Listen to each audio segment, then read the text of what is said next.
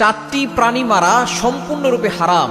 এই চারটা প্রাণীকে কখনো কষ্ট দিবেন না, তাহলে আপনিও আপনার পরিবার এই দুনিয়াতেই ধ্বংস হয়ে যেতে পারেন। নবীজি সাল্লাল্লাহু আলাইহি ওয়াসাল্লাম নিষেধ করে দিয়েছেন। এটা আবু দাউদ শরীফের 5267 নম্বর হাদিসের ভিতরে রয়েছে। নবীজি সাল্লাল্লাহু আলাইহি ওয়াসাল্লাম এই চারটি প্রাণীকে মারতে নিষেধ করেছেন। এক নাম্বার হচ্ছে আন-নামলা। নবীজি সাল্লাল্লাহু আলাইহি ওয়াসাল্লাম বলেছেন, এক নাম্বার নামলাতুন শব্দের অর্থ হচ্ছে পিপিলিকা। আমরা অনেক সময় পিপিলিকাকে অযথা অকারণেই দুনিয়া থেকে বিদায় করে দেই। অনেকে দেখা যাচ্ছে পিপিলিকার যে যদি ঘরে আসে তাহলে অনেকে আগুন দ্বারা জ্বালিয়ে দেয়, গরম পানি দিয়ে পিপিলিকা মেরে ফেলে। খবরদার, এটা কখনো করবেন না। ছোট্ট একটা প্রাণী, কিন্তু এই পিপিলিকার নামে আল্লাহ তাআলা একটা সূরা নাজিল করে দিয়েছেন, সূরাতুন নামল। নামলুন শব্দের অর্থ হচ্ছে পিপিলিকা। এবং এই পিপিলিকার ভাষা হযরত সুলাইমান আলাইহিস সালাম বুঝতে পারতেন। আল্লাহ পাক রব্বুল আলামিন এই পিপিলিকার নামে আয়াত নাজিল করে দিয়েছেন।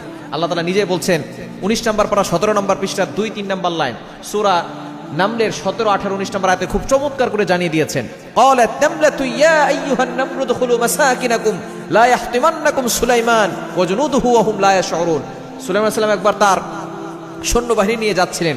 এমন সময় পিপিলিকার এক রানী ছিল। সে সকলকে আওয়াজ করে বলতেছে, ইয়া আইয়ুহান নামলু দুখুলু মাসাকিনাকুম, তোমরা সকলে নিরাপদে তোমাদের যেই মাটির নিচে যে জায়গা আছে থাকার, সেখানে তোমরা চলে যাও। কারণ হতে পারে সুলাইমান আলাইহিস সালামের যে সৈন্যবাহিনী তারা অজান্তেই তোমাদেরকে পিষে ফেলতে পারে। এই কথা সুলাইমান আলাইহিস সালাম শুনেছিলেন।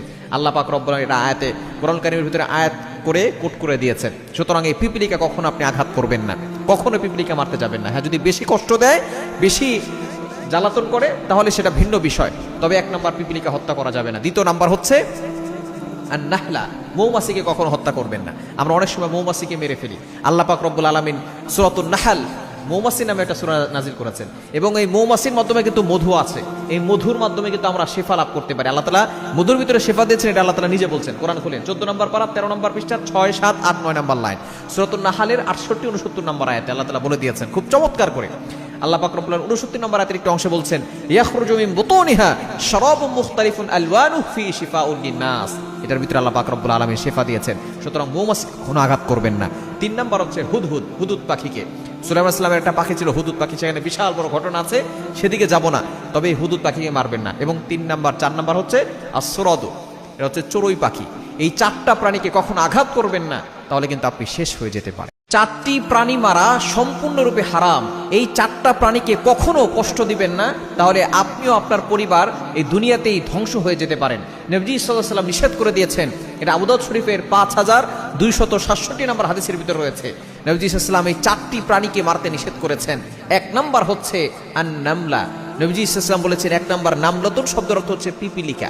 আমরা অনেক সময় পিপিলিকাকে অযথা অকারণেই দুনিয়া থেকে বিদায় করে দেই। অনেকে দেখা যাচ্ছে পিপিলিকার যে যদি ঘরে আসে তাহলে অনেকে আগুন দ্বারা জ্বালিয়ে দেয়, গরম পানি দিয়ে পিপিলিকা মেরে ফেলে। খবরদার, এটা কখনো করবেন না।